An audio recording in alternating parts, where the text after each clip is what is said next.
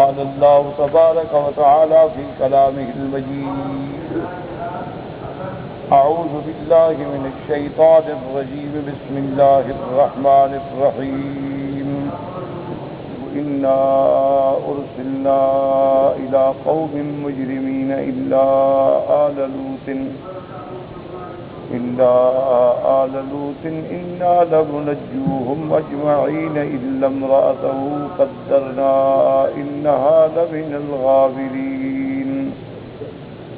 فلما جاء آل لوط المرسلون قال إنكم قوم منكرون. قالوا بل جئناك بما كانوا فيه يمترون وأتيناك بالحق وإنا لصادقون. فأسر بأهلك بقطع من الليل واتبع أدبارهم ولا يلتفت منكم أحد وامضوا حيث تؤمرون. وقضينا إليه ذلك الأمر أن دابر هؤلاء مقطوع مصبحين. سورۃ الحجر کی ان آیات مبارکہ میں اللہ تبارک و تعالی نے ضیف ابراہیم علیہ السلام کا قصہ ارشاد فرمایا ہے. جیسا کہ الحمدللہ ہم نے سابقہ آیات میں پڑھا ہے کہ اللہ تبارک و تعالی نے تخلیق آدم علیہ السلام کے بارے میں ارشاد فرمایا کہ ہم نے آدم علیہ السلام کو ایک بجنے والی مٹی سے بنایا ہے اور جنات کو ہم نے آگ سے پیدا کیا. پھر اللہ تبارک و تعالی نے رفعت آدم، عظمت آدم علیہ السلام کا اظہار فرمایا کہ پروردگار عالم نے تمام ملائکہ کو حکم دیا کہ فَإِذَا صَوَّيْتُهُ وَنَفَخْتُ فِيهِ مِن رُوحِي، کہ جب آدم علیہ السلام کو ہم بنا چکے اور اس میں میں اپنی روح میں سے پھونک دوں، فَقَعُوا لَهُ سَاجِدِينَ، تم سب آدم کے آگے سجدے میں گر جاؤ. تو اللہ نے اس سے عظمت آدم، عظمت بشریت کا مسئلہ حل کر دیا کہ آدم علیہ السلام اتنے عزت والے ہیں کہ جن کے سامنے نوری فرشتے جو ہیں وہ بھی سر بسجود. اور ساتھ یہ بھی واضح کر دیا کہ تمام ملائکہ نے سجدہ کیا الا ابلیس، لیکن ابلیس نے سجدہ نہیں کیا. ابلیس اصل میں اس میں کوئی شبہ نہیں کہ وہ ملائکہ میں سے نہیں ہے. ابلیس جو ہے وہ جنات میں سے، کان من الجن، لیکن چونکہ وہ ملائکہ میں رہتا تھا تو جب ملائکہ اس سے اشرف ہیں، اس سے اعظم ہیں، جب وہ سجدہ کر رہے ہیں تو ادنا کو تو بطریق اولا سجدہ کرنا چاہیے. جیسے آپ دیکھیں کہ کسی آدمی کی تعظیم کے لیے اگر آپ کا استاد کھڑا ہو جائے تو شکست کو تو خود بخود واضح ہو جاتی ہے. تو جب ملائکہ سجدے میں گر گئے تو ابلیس نے جو انکار کیا تو یہ اللہ کے حکم کا انکار تھا. اس لیے اللہ تبارک و تعالی نے ارشاد بھی فرمایا، جیسا کہ آپ نے پڑھا ہے کہ قال یا ابلیس ما لک الا تکون مع الساجدین، کہ بدبخت ابلیس تم کیوں نہیں ہوئے سجدے کرنے والوں کے ساتھ. تو اس سے یہ بھی واضح ہوا کہ وہ ان کے ساتھ ہی رہتا تھا.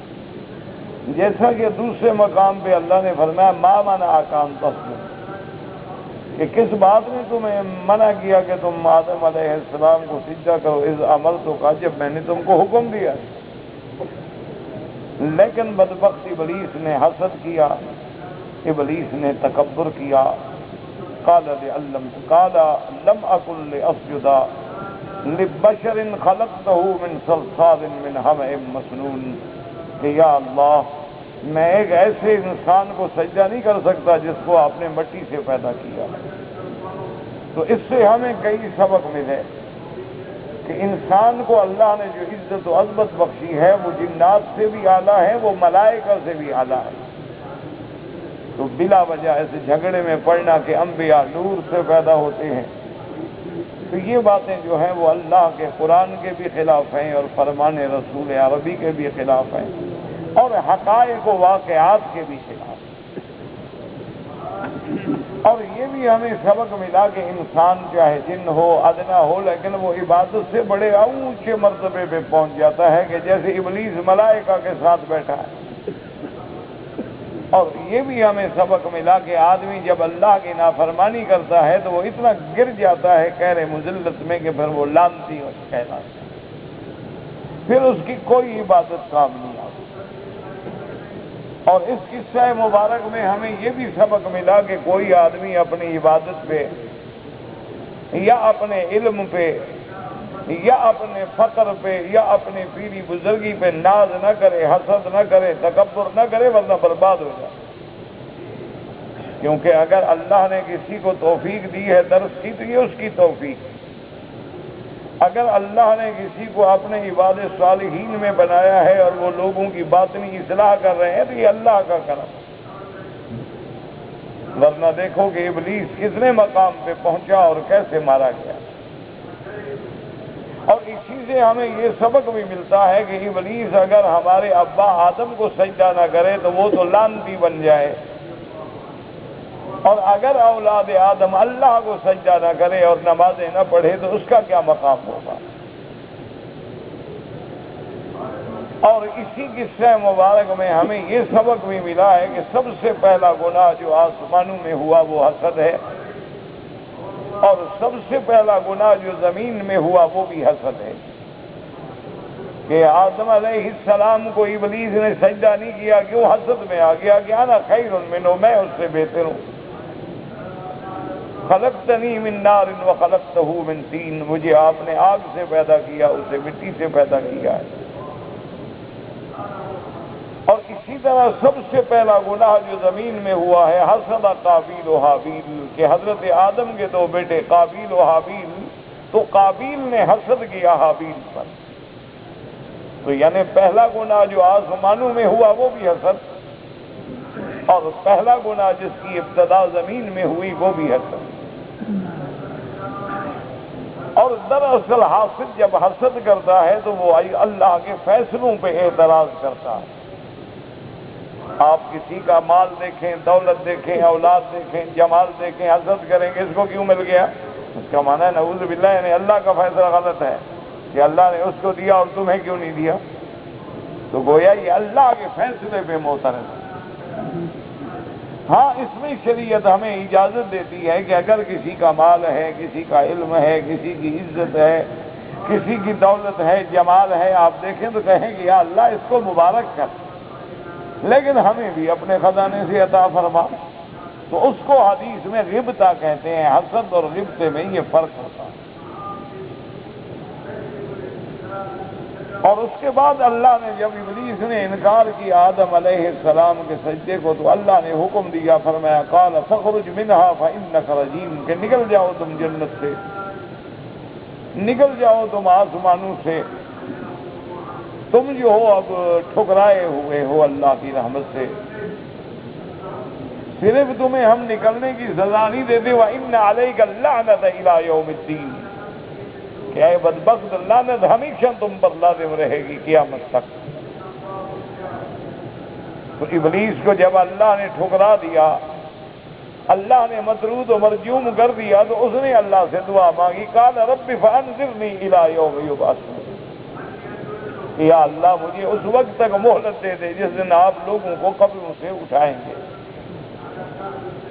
تو اس سے بھی ہمیں یہ سبق ملا کہ ہے ابلیس، ہے منکر، ہے ملعون، لیکن جانتا ہے کہ اللہ کے سوا کسی سے دعا نہیں کی جا سکتی، کیونکہ دینے والا جو ہے وہ صرف اللہ ہے اور کوئی دے ہی نہیں سکتا۔ جب اور کوئی دروازہ نہ ہو، چاہے ابلیس ہو یا کوئی ہو، کہاں جائے؟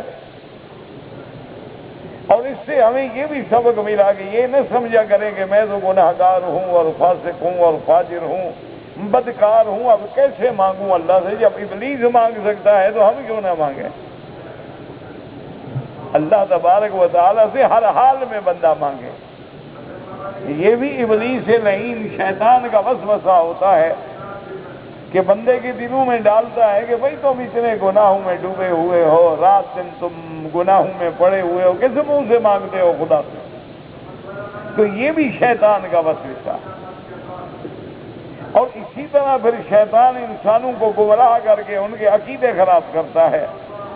وہ کہتا ہے دیکھو تم تو رات دن گناہ کرتے ہو، اور یہ جو اللہ والے فوت ہو گئے ہیں یہ تو اللہ والے تھے، یہ تو اولیاء اللہ تھے، یہ تو کتب تھے، یہ تو ابدال تھے، تو تم کس منہ سے خدا سے مانگو گے؟ تم جا کے اپنی عرضی ان کو پیش کرو اور یہ تمہاری درخواست جو ہے آگے پہنچا دیں گے اور تمہارا کام ہو جائے گا۔ تو یہ بھی ایک شیطانی وسوسہ ہے۔ ورنہ آدمی جتنا گناہگار ہو، دیکھو نا، کفر سے بڑا گناہ تو کوئی نہیں، شرک سے بڑا گناہ تو کوئی نہیں، لیکن آج اگر کوئی کافر اور مشرک بھی توبہ کرے تو اللہ توبہ قبول فرما دے۔ تو اگر توبہ سے کفر دھل جاتا ہے، اگر توبہ سے شرک جیسے گناہ مٹ جاتے ہیں تو باقی گناہوں کی کیا حیثیت؟ اور اس کے بعد دیکھیں کہ جب اس نے یہ بات مانگی تو اللہ نے بھی دعا منظور کر لی کہ اپنے بندوں کا امتحان مقصود تھا، ورنہ اللہ چاہتے تھے ابلیس کو پیدا ہی نہ کر۔ جیسے آج کل بھی مسلمان بڑے پریشانیوں میں مبتلا ہو جاتے ہیں کہ جی دیکھو ہر جگہ جی مسلمان شکست میں ہے اور مسلمان ذلت میں ہے اور مسلمان عذاب میں ہے اور جی خدا ہماری نہیں سنتا ہے۔ تو یہ سب سے بڑی جہالت ہے، یہ سب سے بڑا نعوذ باللہ اللہ کے قدرتوں سے انکار ہے۔ اگر آج ہم ذلت میں ہیں تو اپنے اعمال کی بنا پہ ذلت میں ہیں، کیونکہ یہ اللہ کا نظام ہے اور نظام قدرت جو ہے وہ کبھی تبدیل نہیں ہوتا۔ جب بنو اسرائیل نے اطاعت کی تو اللہ نے ان کو عالمین پہ فضیلت دی کہ فضلناکم علی العالمین، ظل علیکم الغمام والمن والسلوى، جن پہ اللہ نے بادلوں کے سائے کر دیے کہ دھوپ نہ لگے، جن کو اللہ نے کھانے کے لیے آسمانوں سے بنے ہوئے پکے ہوئے کھانے اتارے، جن کو پینے کے لیے اللہ نے صاف چشموں کے پانی عطا فرمائے، لیکن جب انہوں نے انکار کیا تو اللہ کی طرف سے ان پہ ذلت آ گئی۔ جب انہوں نے انکار کیا تو اللہ کا غضب آ گیا۔ تو اگر حضور کی امت بھی حضور کی اطاعت کرے گی تو اللہ نے عزت دی، اللہ نے غلبہ دیا، اللہ نے پورے عرب پر، پورے عالم پر، مشرق سے مغرب تک، شمال سے جنوب تک اسلام کے پرچم بلند کر دیے۔ اللہ نے خلفاء راشدین کے زمانے میں 80 لاکھ مربع میل پہ اسلام کا پرچم لہرا دیا۔ اللہ تبارک و تعالیٰ نے عالم اسلام کے لیے تمام زمینوں اور آسمانوں کے خزانوں کے دروازے کھول دیے،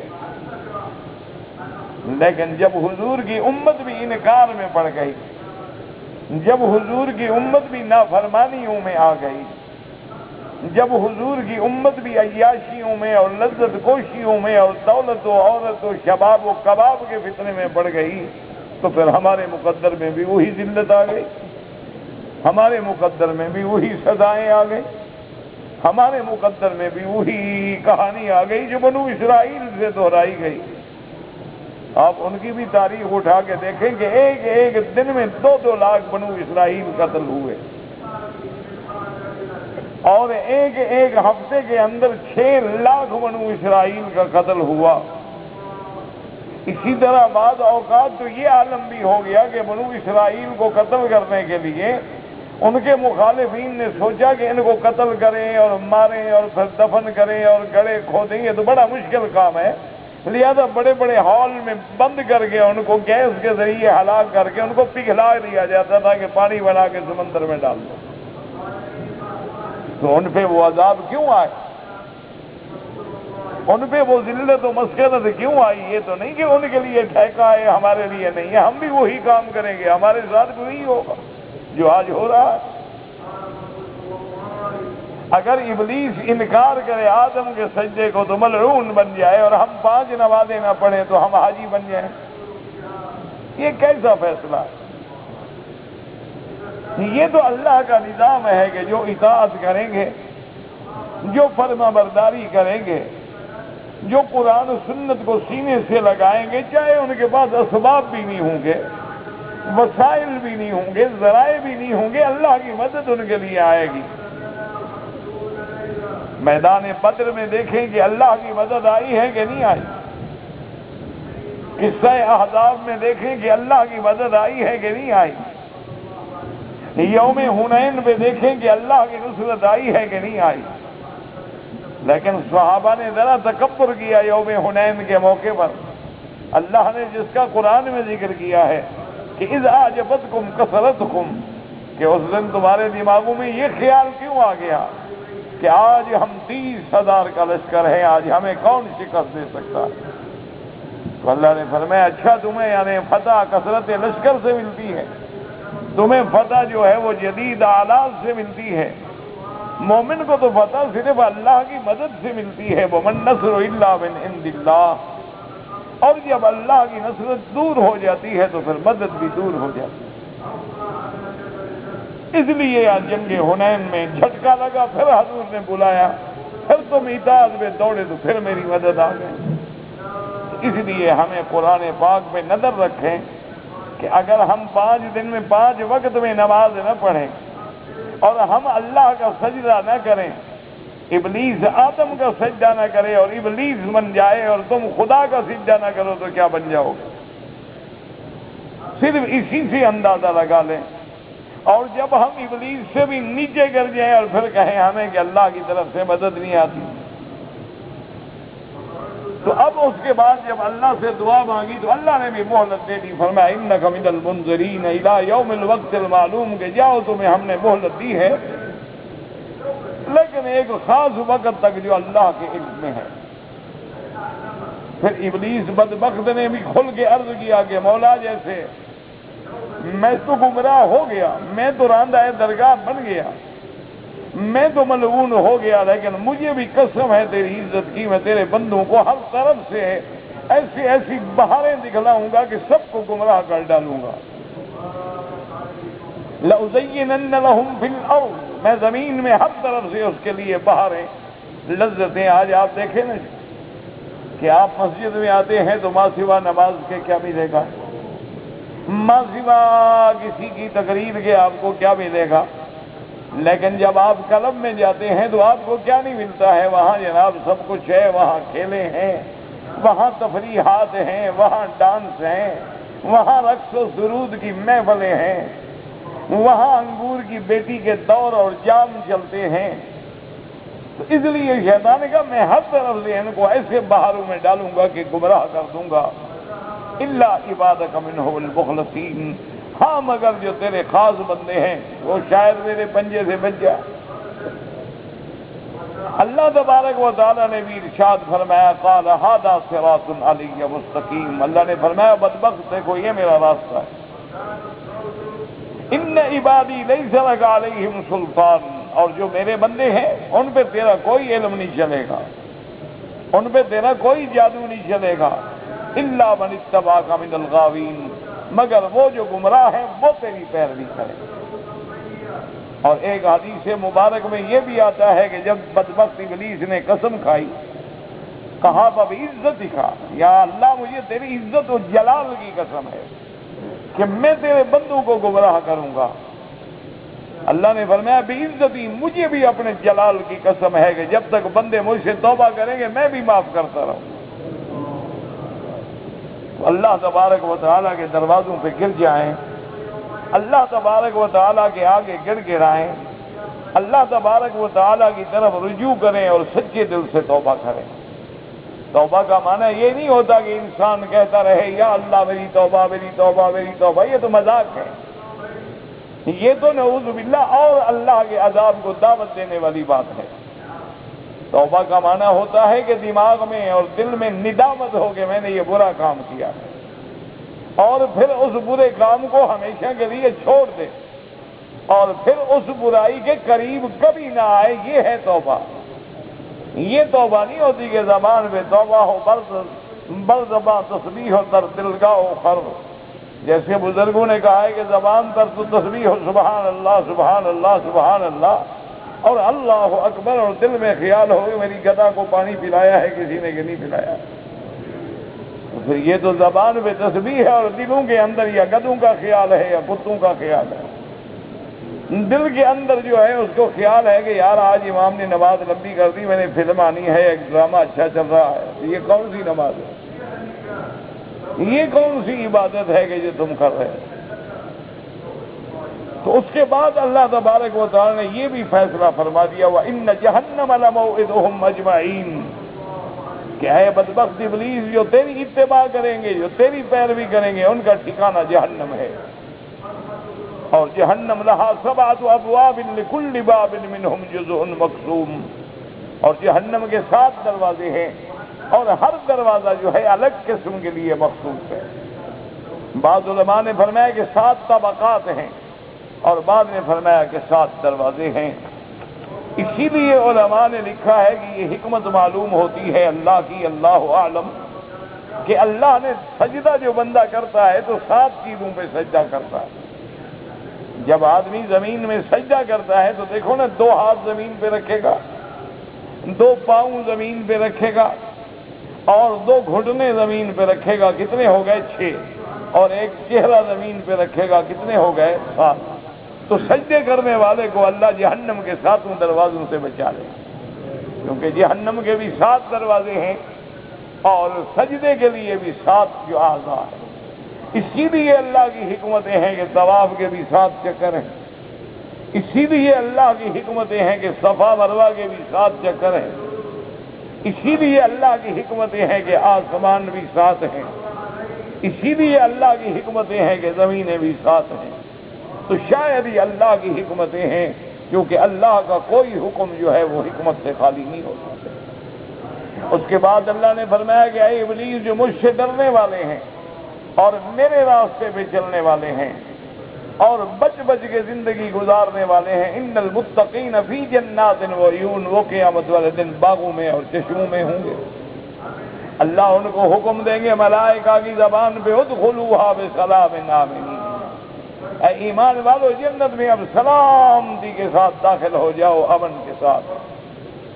اور ساتھ یہ بھی بتلا دیا وَنَزَعْنَا مَا فِي صُدُورِهِم مِّن غِلٍّ إِخْوَانًا کہ اگر دنیا میں جھگڑے ہو گئے اور دنیا میں عداوتیں ہو گئیں اور دلوں میں کوئی قدورتیں رہ گئیں، اللہ جنت میں جانے سے پہلے وہ بھی دھو ڈالے۔ جیسے کہ حدیث مبارک میں آتا ہے کہ اللہ اہل جنت کو حکم دیں گے کہ ان کو ان نہر میں غسل دیا جائے، اور جب وہ اس نہر میں غسل کریں گے، اذا حذبوا ونقوا، جب پاک صاف ہو جائیں گے، اب حکم ہوگا کہ جنت میں جاؤ۔ اسی لیے سیدنا علی رضی اللہ تعالی عنہ نے فرمایا تھا، آپ نے فرمایا حضرت طلحہ کے بیٹے سے، انا و طلحہ والزبیر، کہ میں اور حضرت طلحہ اور حضرت زبیر قیامت والے دن ان لوگوں میں ہوں گے جن کے بارے میں اللہ نے فرمایا کہ ہم دلوں سے وہ قید اور قدورت بھی مٹا دیں گے اور ہم سب جو ہے وہ جنت میں اکٹھے ہوں گے۔ وَنَزَعْنَا مَا فِي صُدُورِهِمْ غِلًّا مِّنْ غِلٍّ إِخْوَانًا عَلَىٰ سُرُرٍ مُّتَقَابِلِينَ، اور اللہ نے فرمایا کہ ان کے دل ہم ایسے صاف کر دیں گے کہ جنت میں بھی وہ تختوں پہ آمنے سامنے ہوں گے۔ اب دیکھو نا، دنیا میں دل نہ ملتا ہو تو آدمی ادھر منہ کر لیتا ہے، او یار چھوڑو، آدمی جا رہا ہے، ادھر کھڑا ہو جاتا ہے منہ پھیر کے، اور محبت ہو تو سامنے بیٹھتا ہے کہ جناب میں بات نہ کروں تو چہرہ تو دیکھتے رہوں۔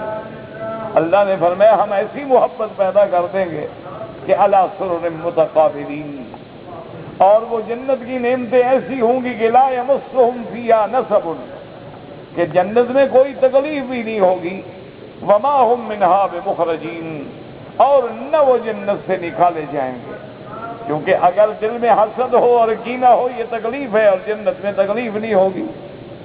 اسی طرح جنت میں نماز روزے کی بھی تکلیف نہیں ہوگی، اسی طرح جنت میں بھوک اور پیاس کی بھی تکلیف نہیں ہوگی، بلکہ جو پانی پیئیں گے، جو کھانا کھائیں گے وہ لذت کے لیے ہوگا، اور جو اہل جنت قرآن پڑھیں گے یا نمازیں پڑھیں گے وہ بھی بطور لذت ہوں گی، اللہ کی طرف سے پابندی نہیں ہوگی۔ اور اب اللہ پاک نے یہ بھی خبر دے دی کہ ہاں ان کو کبھی جنت سے نکالا بھی نہیں جائے۔ یعنی جنت کی نعمتیں جو ہیں وہ دائمی ہوگی اور ابدی ہوں گی اور سرمدی ہوں گی۔ اور اللہ نے فرمایا کہ میرے محبوب محمد مصطفیٰ صلی اللہ علیہ وسلم نبئ عبادی انی انا الغفور الرحیم، میرے بندوں کو یہ بہت بڑی خبر پہنچا دیں کہ میں جو ہوں بخشنے والا بھی ہوں، مہربان بھی ہوں، لیکن میرا عذاب بھی بڑا دردناک ہے۔ وَأَنَّ عَذَابِي هُوَ الْعَذَابُ الْأَلِيمُ۔ تو اس سے ہمیں یہ سبق ملا کہ بندے کو اللہ کی رحمت پہ امید بھی رہے اور اللہ کے عذاب سے ڈر بھی رہے۔ یہ ایمان کی کیفیت ہے کہ بین الخوف والرجاء، کہ اللہ کے عذاب سے ڈرتا رہے اور اللہ کی رحمت سے پر امید رہے۔ اور اس کے بعد پھر اللہ نے واقعہ ذکر فرمایا حضرت ابراہیم علیہ السلام کے مہمانوں کا۔ اللہ نے فرمایا وَنَبِّئْهُم مِّن ضَيْفِ إِبْرَاهِيمَ، میرے محبوب آپ اپنی امت کو خبر دیں ابراہیم علیہ السلام کے مہمانوں کے بارے میں۔ اذ دخلوا علیہ فقالوا سلاما، حضرت ابراہیم علیہ السلام کا واقعہ مبارک قرآن میں متعدد صورتوں میں ہے۔ اس کی وجہ یہ ہے کہ حضرت ابراہیم علیہ السلام کا نام قریش مکہ بھی بڑی عظمت و احترام سے لیتے تھے، یہود و نصارہ بھی بڑے احترام سے لیتے تھے۔ یعنی یہودیوں کو تو یہ دعویٰ تھا کہ ہم ملت ابراہیمی پہ ہیں، اور نصرانیوں کو یہ دعویٰ تھا کہ ہم ملت ابراہیمی پہ ہیں، اور مشرکین مکہ بھی یہ دعویٰ کرتے تھے کہ جی ابراہیم علیہ السلام کے دین کے وارث تو ہم ہیں، کہ یہ کعبہ جو ہے کعبہ ابراہیمی ہے اور ہم کعبے کے مجاور ہیں۔ جیسے آج مزارات کے مجاور بھی تو یہی کہتے ہیں نا کہ دیکھو جی میں اولیاء اللہ کی مزار میں مجاور ہوں، سجادہ نشین ہوں، ان کے وارث تو ہم ہیں، ہم ان کی اولاد ہیں، ہم ان کی اولادوں کی اولاد ہیں، ہم ان کے خلیفے ہیں، خلیفوں کے خلیفے ہیں، لہذا ہماری ان سے نسبت ہے۔ بے عین ہی یہی بات مشرکین مکہ کہتے تھے۔ وہ کہتے تھے محمد عربی صلی اللہ علیہ وسلم ہم لوگ جو ہیں وہ اللہ کے کعبے کے مجاور ہیں، کعبے کے بنانے والے ہیں، اور ہم زمزم کے کھودنے والے ہیں، زمزم کے پلانے والے ہیں۔ اور پھر ابراہیم علیہ السلام کی زوجہ محترمہ نے جو صفا مروہ دوڑی ہم دوڑنے والے ہیں، ابراہیم علیہ السلام نے جو مینا میں قربانیاں دی ہم قربانی دینے والے ہیں، تو ہم تو ابراہیم کے طریقے پہ ہیں۔ لیکن اللہ نے قرآن میں رد کیا کہ ما کان ابراہیم یہودیا ولا نصرانیا ولکن کان حنیفا مسلما وما کان من المشرکین۔ اللہ نے فرمایا کہ میرے محبوب ان کو بتلا دو کہ سیدنا ابراہیم علیہ السلام یہ یہودیت کا غلط دعویٰ ہے، یہ نصرانیت کا غلط دعویٰ ہے، یہ مشرکین کا غلط دعویٰ ہے۔ ابراہیم علیہ السلام جو ہیں وہ تو توحید والے تھے، ابراہیم علیہ السلام تو بتوں کو توڑنے والے تھے، اور یہ اللہ کے کعبے میں لات و عزا اور منات کے پجاری بنے ہوئے اور کہتے ہیں کہ ہم مجاور ہیں۔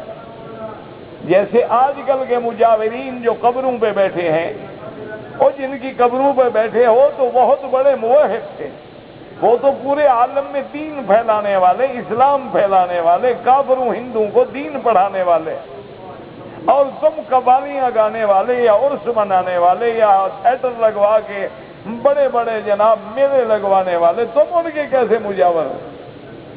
اس لیے اللہ نے تردید کی اور سیدنا ابراہیم علیہ السلام کے قصے کو بار بار دیا، اور یہ بتلایا کہ جب ابراہیم علیہ السلام کے مہمان آئے، اذ دخلوا علیہ فقالوا سلاما، انہوں نے آ کر آپ کو سلام کیا۔ یہاں اختصار ہے قال انا منکم وجلون، سیدنا ابراہیم علیہ السلام نے فرمایا کہ بھی ہم تو خوف محسوس کرتے ہیں۔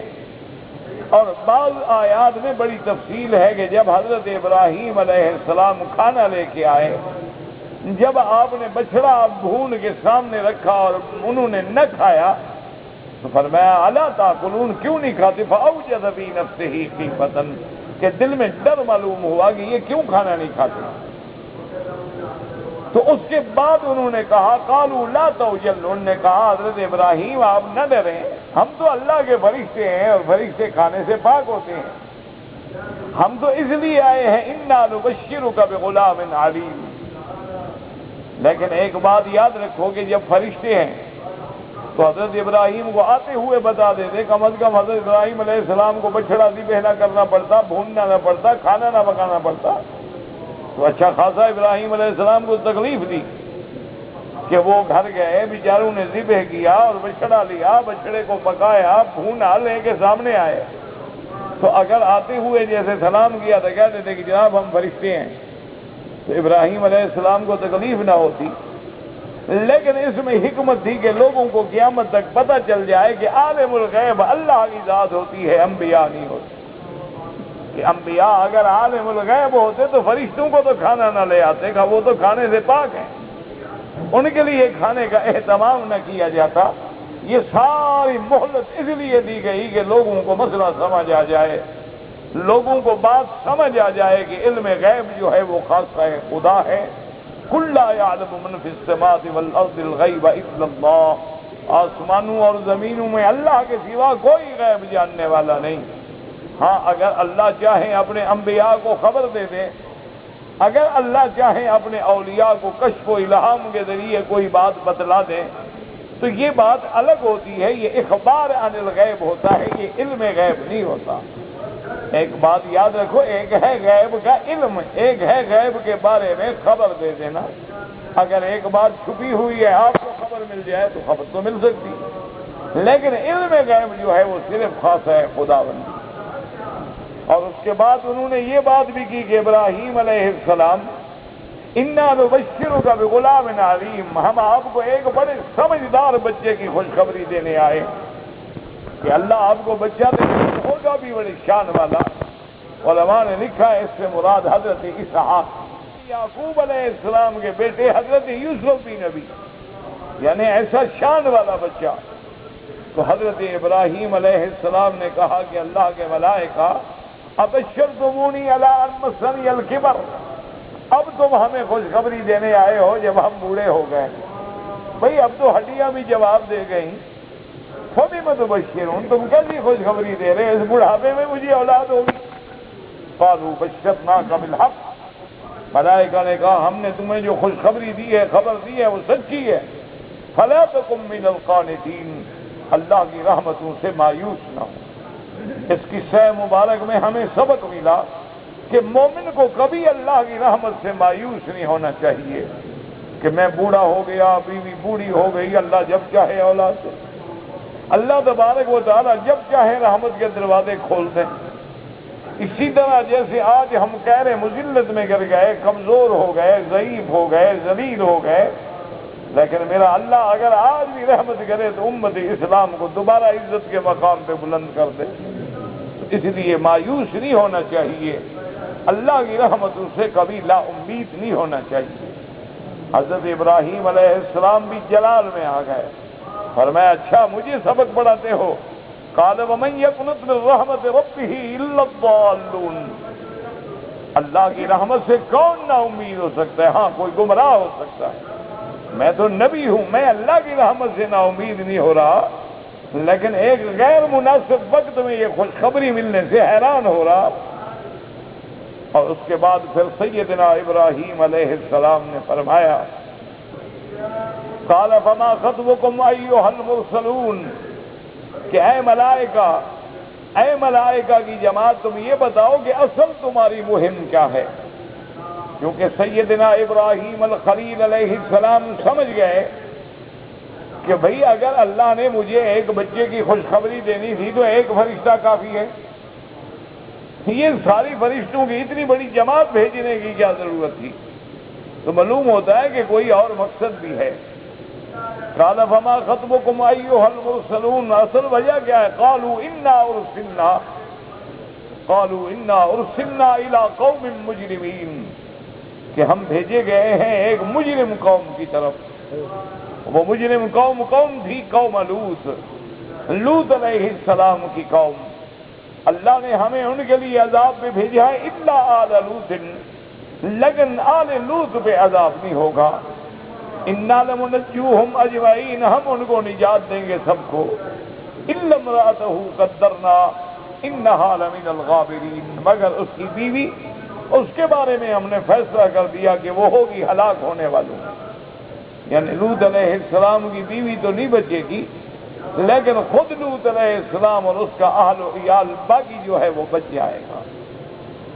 اور اس کے بارے میں اب یہ بات جو ہے یاد رکھے، قصہ قوم لوط علیہ السلام کو بھی اللہ نے قرآن میں متعدد مقام پہ ذکر کیا ہے، لیکن یہاں تقدیم و تاخیر ہے، یعنی جو باتیں بعد میں آنی تھی وہ پہلے ذکر کر دی گئیں، اور جو پہلے آنی تھی وہ بعد میں ذکر کر دی گئیں، ورنہ اس قصے کی بڑی تفصیل ہے کہ قوم لوط علیہ السلام جو تھی وہ ایک ایسے گناہ میں مبتلا ہوئی جس کے بارے میں قرآن پاک نے دوسرے مقام پہ فرمایا انکم لتاتون الرجال شہوۃ من دون النساء، کہ حضرت لوط علیہ السلام نے اپنی قوم کو فرمایا کہ اے بدبختو، تم لوگ عورتوں کو چھوڑ کے لڑکوں سے بدفعلی کرتے ہو۔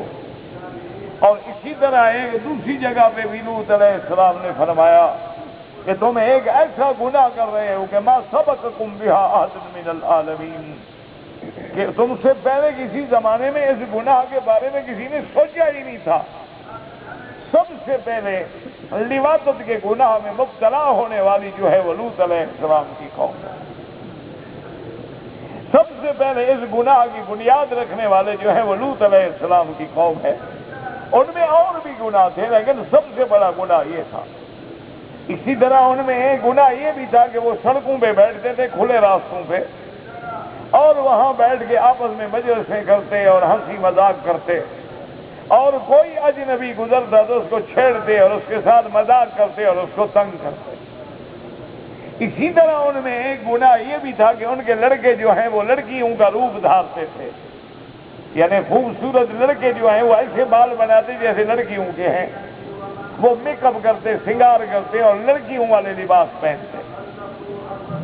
اور اسی طرح ان میں ایک بیماری یہ بھی تھی نعوذ باللہ کہ وہ 4-5 دوست مل جاتے اور لڑکوں کو پکڑ کے لے جاتے اپنے ساتھ اور ایک دوسرے کے سامنے بدفعلی کرتے، جیسے جانور ایک دوسرے کے سامنے شرم نہیں کرتا ہے۔ تو ان جرائم میں وہ قوم مبتلا ہوئی، تو ان کے لیے اللہ تبارک و تعالیٰ نے فرشتے بھیجے، اور وہ قوم اپنی بے حیائی میں اتنی بڑھ گئی کہ جب ان کو یہ خبر ملی کہ آج لوط علیہ السلام کے گھر میں مہمان ہیں اور بڑے خوبصورت نوجوان لڑکے ہیں، تو وہ جناب قوم جو ہے بھاگتے ہوئے آئے اور حضرت لوط علیہ السلام کے گھر کو گھیرا ڈال کے کھڑے ہو گئے۔ اس لیے قرآن مجید نے فرمایا کہ وہ آ گئے وجاء اہل المدینۃ یستبشرون، کہ وہ شہر کے لوگ جو تھے وہ بڑے بڑے خوش آ گئے کہ یار آج تو کمال ہو گیا، سنا بڑا خوبصورت لڑکے ہیں، بڑے ہی خوبصورت ہیں اور بڑے ہی خوبصورت ہیں، اور آئے۔ اور حضرت لوط علیہ السلام نے جب دیکھا تو آپ نے فرمایا ان ہؤلاء ضیفی فلا تفضحون، کہ بدبختو یہ میرے مہمان ہیں، مجھے ان کے سامنے رسوا نہ کرو۔ وہ کیا کہیں گے کہ اتنا کمزور ہے کہ اپنے مہمانوں کی عزت بھی نہیں بچا سکتا۔ ان ہؤلاء ضیفی، یہ میرے مہمان ہیں، واتقوا اللہ ولا تخزون، اللہ سے ڈرو اور مجھے رسوا نہ کرو۔ لیکن قوم کی بے حیائی کا عالم دیکھو، قالوا اولم ننہک عن العالمین، کہنے لگے کیا ہم نے آپ کو منع نہیں کیا تھا کہ لوگوں کا ٹھیکہ نہ اٹھا رکھو؟ کیا تم ساری دنیا کے ذمہ دار ہو؟ ہم نے کہا تھا کہ کبھی اپنے گھر میں مہمان نہ لایا کرو، جب تم لے آئے ہو تو پھر ہم کیا کریں؟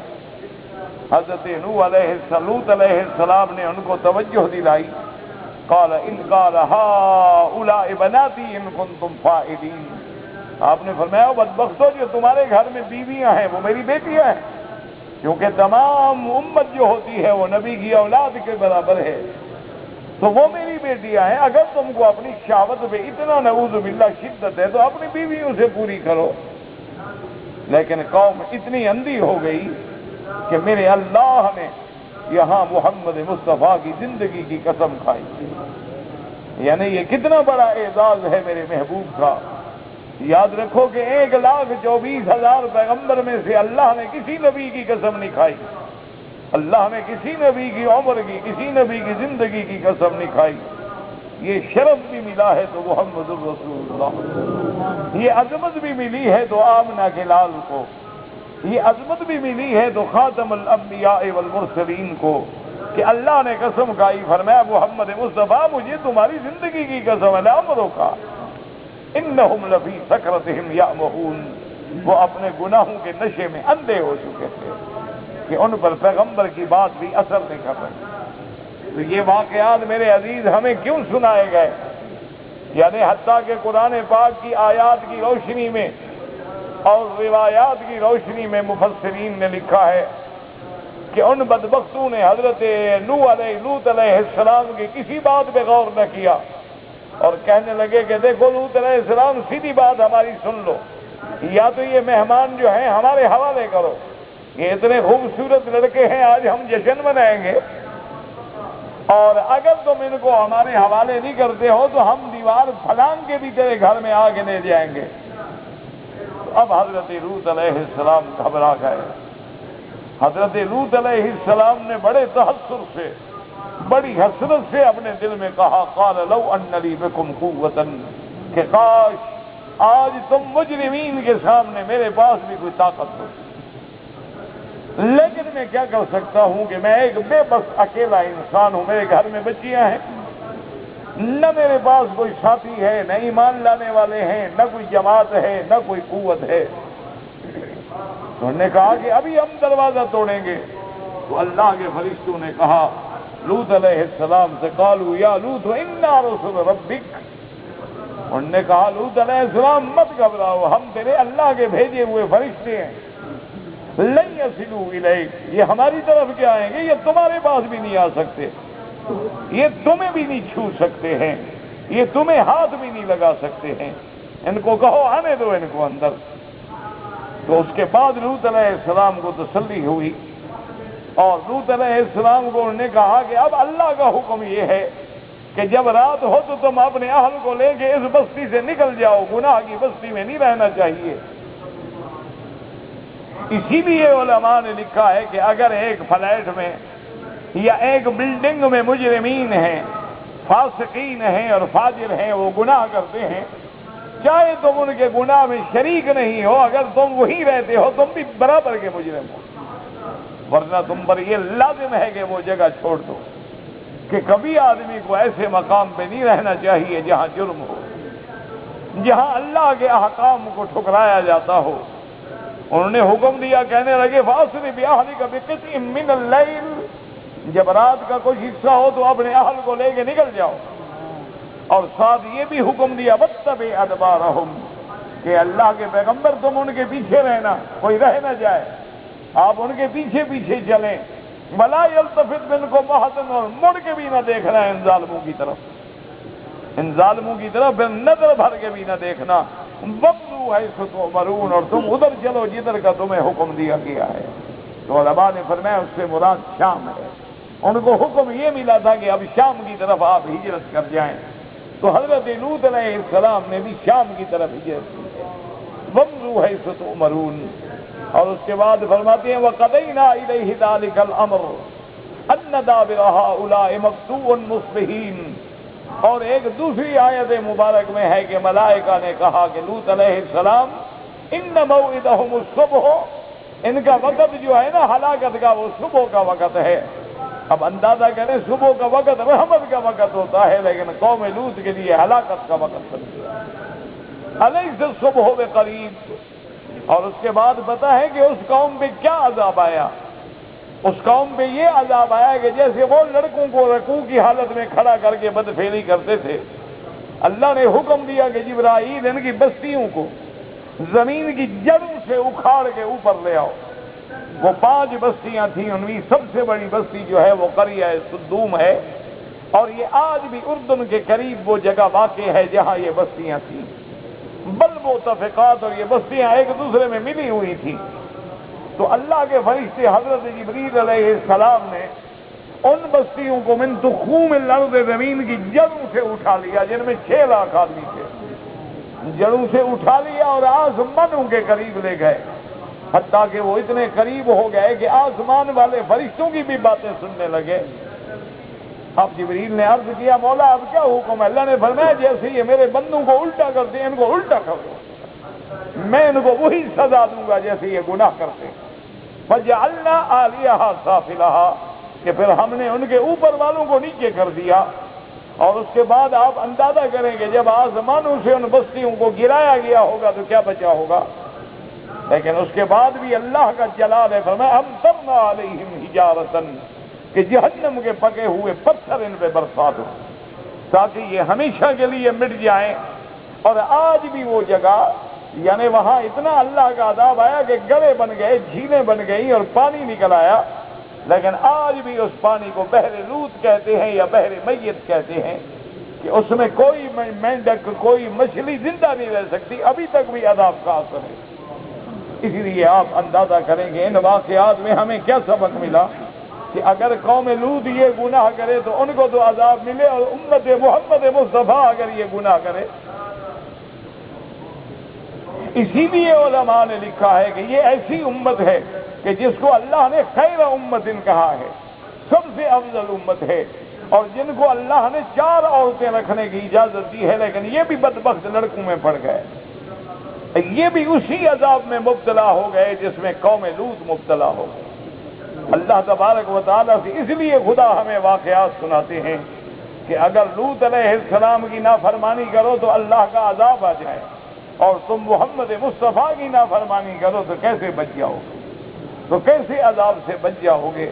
ان واقعات میں ہمارے لیے عبرت ہے، ان واقعات میں ہمارے لیے موعظت ہے، ان واقعات میں ہمارے لیے نصیحت ہے، لیکن کاش کہ ہم اللہ کے قرآن کو تدبر سے، اللہ کے قرآن کو پورے تفکر سے سنیں تو یہ آیات مبارکہ، یہ واقعات مبارکہ اللہ نے قرآن میں اس لیے بیان نہیں کیے ہیں کہ ہم چٹخارے لے لے کے کس سے پڑھیں اور کس سے سنیں۔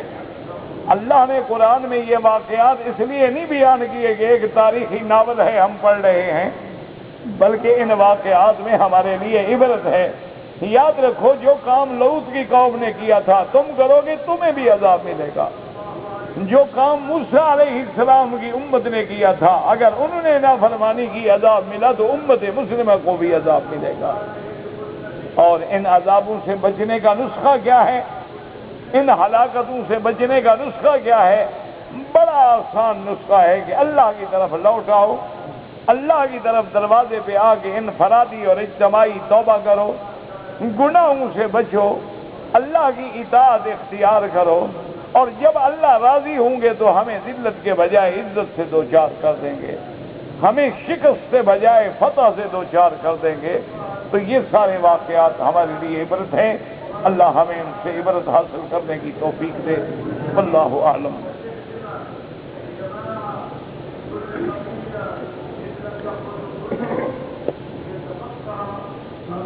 ایک دوست نے لکھا ہے کہ حضور صلی اللہ علیہ وسلم کا جنازہ کس نے پڑھایا تھا؟ میرے بھائی 1400 سال ہو گئے ابھی تمہیں پتہ نہیں لگا؟ اچھا ایک بات یہ بھی بتاؤ کہ اگر ہمیں جنازے پڑھانے والے کا پتہ نہ لگے تو کیا ہو جائے گا؟ نہیں، آخر اس سوال کا مقصد کیا ہے؟ منشا سوال بھی تو پتہ لگے نا، کہ بھائی سب سے پہلی بات تو یہ ہے کہ اس امت کا کیا ہوگا جن کو 1400 سال سے یہ پتہ نہیں کہ ہمارے پاک پیغمبر سیدنا محمد مصطفیٰ نور ہیں یا بشر ہیں،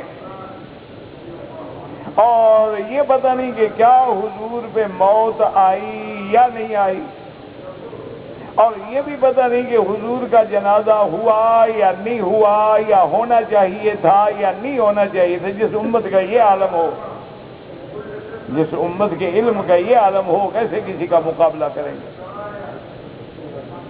اللہ کے بندے یاد رکھو کہ جنازہ کیوں ہوتا ہے؟ تاکہ ہم جیسے گناہ گاروں کی بخشش کا ذریعہ بن جائے، کہ جب لوگ کھڑے ہوں گے اور دعائیں کریں گے اللہم اغفر لحینا و میتنا، تو اللہ اتنے بندوں کی دعاؤں کو نہیں ٹھکرائیں گے، رحم کر دیں گے۔ حضور پاک کو تیری دعا کی ضرورت ہے، اگر تو دعا نہیں کرے گا تو حضور نہیں بخشے جائیں گے؟ کیا خیال ہے آپ؟ تو پھر حضور کو جنازے کی کیا ضرورت؟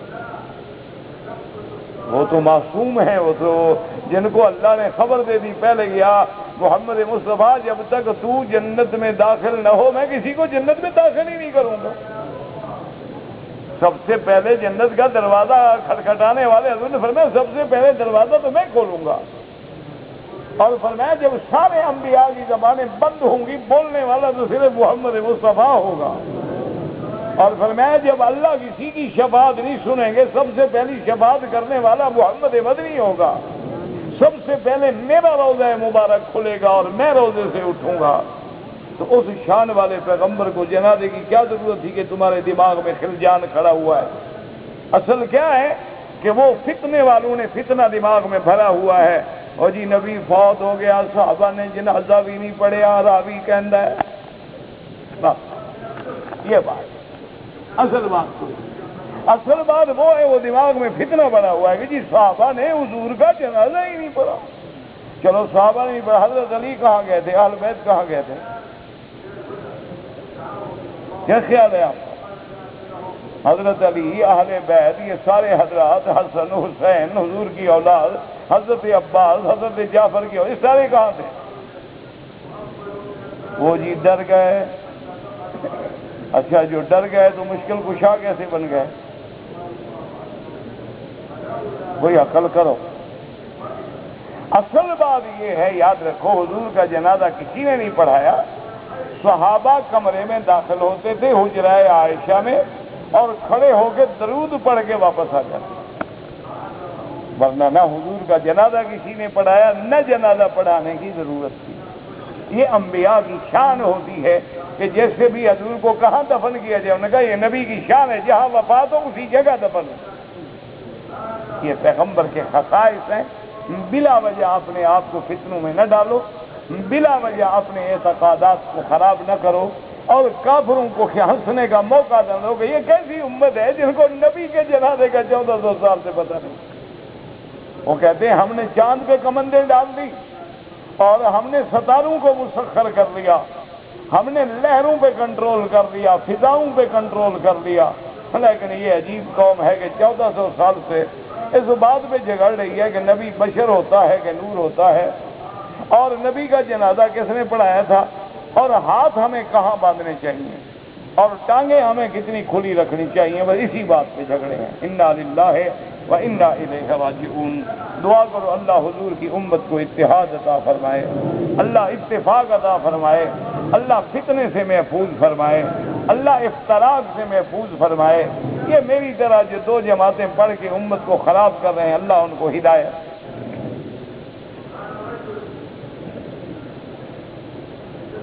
کہتے جی کہ نماز جنازہ میں حنفی مسلک میں سورت فاتحہ نہیں پڑھی جاتی، اور حنفی مسلک میں تو امام بھی نہیں پڑھتا اور مقتدی بھی نہیں پڑھتا۔ ہاں موطا امام محمد میں حدیث ہے، امام حضرت ابی ہریرہ راوی ہیں کہ پہلی رکعت میں سبحانک اللہم، دوسری میں درود اور تیسری میں دعا۔ حنفی حضرات اس حدیث پہ عمل کرتے۔ اور دوسری بات یہ بھی یاد رکھو، حنفیوں کے نزدیک یہ نماز ہی نہیں ہے، یہ دعا ہے، کیونکہ کوئی نماز بغیر رکوع اور سجدے کے نہیں ہوتی، اس کو تو ویسے نماز کہہ دیا گیا ہے، ورنہ یہ نماز کے حکم میں نہیں۔ کوئی نماز ہے جس میں رکوع بھی نہ ہو سجدہ بھی نہ ہو نماز کہلائے؟ اس لیے بہرحال آپ فکر نہ کریں، جو پڑھتے ہیں اللہ ان کی بھی قبول فرمائے، اور جو مسلک حنفی پہ عمل کرتے ہیں اللہ ان کی بھی نمازیں قبول فرمائے۔ خدا کے لیے اب امت کو لڑانے سے باز آ جاؤ، اب بہت وقت خطرناک ہے، آنے والا وقت جو ہے وہ بہت ہمارے لیے چیلنج ہے کہ جب غرناطہ پہ اسپین پہ کافر قبضہ کر رہے تھے اس وقت بھی تم یہی مسئلے پوچھ رہے تھے کہ سوئی کے ناکے میں فرشتہ گزر سکتا ہے کہ نہیں گزر سکتا، کوا حلال ہوتا ہے یا نہیں ہوتا، اور جو جنازہ پڑھتے ہیں پڑھنے تو اللہ سب کا قبول کرے گا۔ حضرت علی کا قبر مبارک کہتے ہیں نجف اشرف میں، اللہ عالم۔ بھئی یہ لمبا میں کیسے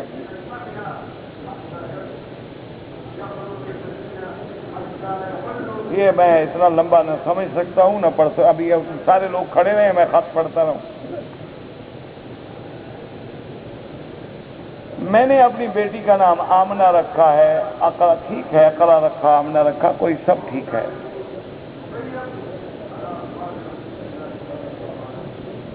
اگر کوئی آدمی مسجد میں داخل ہو، ایک تو وہ اعتکاف ہے جو رمضان المبارک میں ہوتا ہے، وہ تو عشرہ آخر میں ہے، اور بعض فقہا فرماتے ہیں کہ ایک اعتکاف جو ہے نفلی، وہ یہ بھی ہوتا ہے ایک دن کا کر لے، ایک گھنٹے کا کر لے، بلکہ بعض فقہا نے یہ بھی لکھا ہے کہ جب مسجد میں داخل ہو تو ساتھ اعتکاف کی نیت بھی کر لے کہ یا اللہ جتنی دیر میں اس مسجد میں رہوں گا اتنی دیر کے لیے میرا اعتکاف ہے، تاکہ اس کو ساتھ میں اعتکاف کا ثواب بھی ملتا رہے۔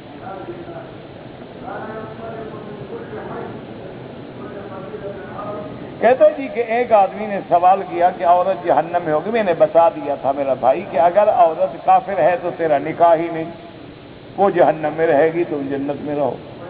اگر عورت گناہ کی وجہ سے جہنم میں گئی ہے لیکن مسلمان ہے تو کسی نہ کسی وقت اس کو جہنم سے نکال کے اللہ جنت میں بھیجیں گے اور شوہر کے پاس آئے۔ میں نے بتا دیا تھا، اب آپ کو سمجھ نہ آئے تو کیا کریں۔ اسی طرح خاوند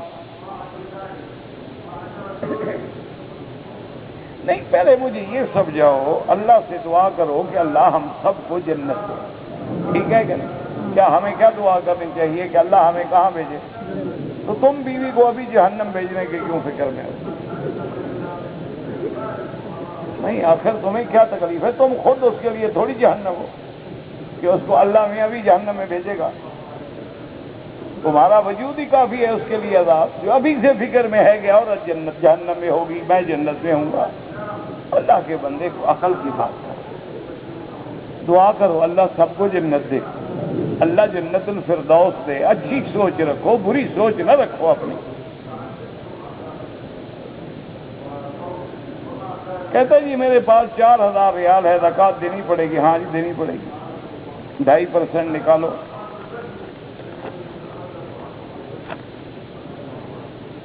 اب یہ دیکھو نا، مجھے پڑھ نہیں رہا، میں نے خط میں 3 طلاقیں لکھ کے بیوی کو بھیجی، بالکل پکا چھکا کام ہو گیا، اچھا ہوا سیٹ خالی ہو گئی۔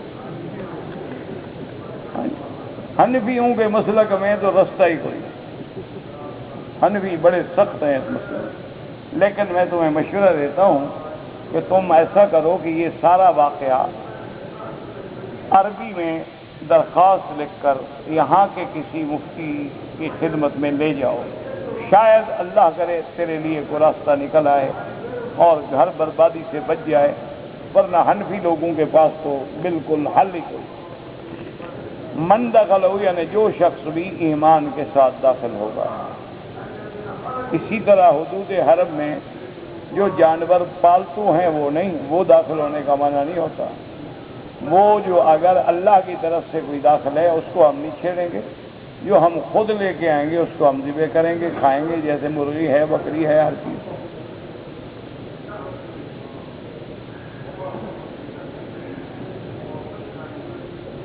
اگر ایک آدمی نے اپنے دکان پر، سعودی آدمی نے دکان کیا، اس نے اپنے ملازم کو کہا کہ یہ گھڑی جو ہے 10 ریال کی بیچنی ہے، یہ 20 کی، 10 کی، 5 کی قیمت معین کر دی۔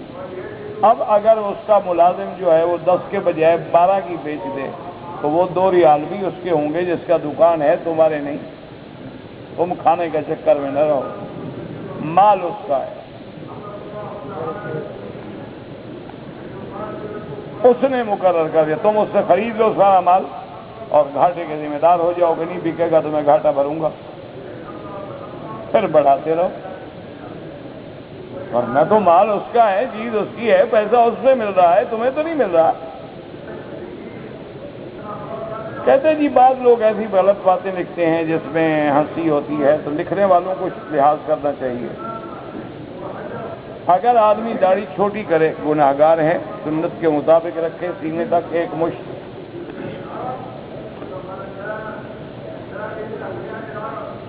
آپ کے شاگرد آپس میں لڑتے رہتے ہیں، آپ بھی تو لڑ رہے ہیں، آپ صبر کر جاتے، نہ لکھتے۔ اللہ آپ سب کو صبر دے، آپ نے کون سا صبر کر لیا کہ چپ کر جاتے؟ بھائی عمر لڑنے کی ہے اور کیا ہے، جب بوڑھے ہو گئے کیا کریں؟ من نعمر ننکسہ فی الخلق، جو آدمی بوڑھا ہو جاتا ہے پھر بچہ بن جاتا ہے. تو جیسے بچے کو نہیں روکا جا سکتا، ان کا بھی حال وہی، ریٹائر ہیں، جب ہر کام سے فارغ ہو گئے اللہ کے گھر آ گئے. ایک زندہ انسان مردہ انسان کے لیے دعا کر سکتا ہے تو اور کون کرے گا؟ وہ زندہ ہی کرے گا نا. اب تم ایسا سوال لکھو تو میں کیا کروں؟ امام کے پیچھے نماز پڑھنے کا طریقہ کیا ہے؟ ابھی پڑھو گے سیکھ جاؤ. نماز میں برے خیالات آتے ہیں وہ معاف ہیں، اللہ نے معاف کر دیے، فکر نہ کرو. والدین اگر بیٹے کو کہیں کہ بیوی کو طلاق دو اور بیوی بے گناہ ہے، والدین کے کہنے پہ طلاق نہیں دینی چاہیے، کیونکہ اگر میاں بیوی آپس میں راضی ہیں تو کبھی طلاق نہ دے، بلکہ والدین کو راضی کرے لیکن طلاق نہ دے بیوی کو. اگر بیوی بیچاری مر رہی ہے اور خون دینا پڑے تو خاوند خون دے سکتا ہے؟ ہاں دے سکتا ہے، کیوں نہیں دے سکتا؟ یہ جو اولاد کے لیے نطفہ ٹھہراتے ہو یہ کیا ہے؟ یہ بھی تو خون سے بنتا ہے، وہ دے سکتے ہو تو خون کو کیا تکلیف ہو گئی ہے؟ کوئی عقل کرو، اللہ نے دماغ نہیں دیا، بھوسا بھرا ہوا ہے. یہ نطفہ جو ہے انسان کا کس چیز سے بنتا ہے؟ دیکھو نا، غذا کھاتے ہو خون بنتا ہے، خون سے نطفہ بنتا ہے، وہ تو روزانہ بیوی کو دے رہے ہو. تو خون کا مسئلہ پوچھنا تھا مولوی مکی مفت ہے. ہفتے کے دن جو بندہ مرے صدقہ دینا پڑتا ہے، نہیں دینا پڑتا. جی آپ فکر نہ کریں، آپ پیسے بچائیں، کوئی شریعت کا حکم نہیں کہ ہفتے کو مرے تو صدقہ دو. آثار صحابہ الگ چیز ہیں اور احادیث رسول الگ چیز ہے. مصافحہ ایک ہاتھ سے بھی ہو سکتا ہے، دو ہاتھوں سے بھی ہو سکتا ہے، کوئی لڑائی کی بات نہیں. میری بیوی اور لڑکی اپنے ملک سے آئے لیکن عمرہ مسجد عائشہ سے کیا، دم پڑ گئی کہ وہ میقات سے بغیر احرام کے آ گئی. کہتے ہیں جی، لوگ کہتے ہیں کہ حرم شریف میں سر پہ ٹوپی نہ پہنو. واہ بھائی واہ، ماشاءاللہ. تو پھر کوئی کہہ دے گا قمیض بھی نہ پہنو. اللہ کے بندے، ٹوپی پہنو، پگڑی پہنو، ہر چیز پہنو، یہ کوئی مسئلہ ہے؟ کہتے ہیں جی ہمارا ایک دوست ہے 5 وقت نمازیں بھی پڑھتا ہے لیکن فلمیں بھی دیکھتا ہے، تو دونوں سے بنا رہا ہے نا، اللہ بھی راضی رہے، شیطان سے بھی تعلق قائم رہے. توبہ کرے. اگر کوئی آدمی پردیس میں 8 برس رہ جائے تو اس کی بیوی کو طلاق ہو جائے گی؟ نہیں ہو جائے گی، لیکن وہ گنہگار ہے کہ اس نے اپنی بیوی کا حق ادا نہیں کیا، وہ پکڑا جائے گا قیامت میں. ایسے لوگ جو ہیں بیوی کے حقوق ادا کریں یا ان کو طلاق دیں، پر جان چھڑائیں. اگر ایک آدمی نے جنازے میں شرکت کی لیکن 1 تکبیر یا 2 تکبیریں پہلے امام کہہ چکا ہے، تو جب امام سلام پھیر لیں تو آپ جلدی سے وہ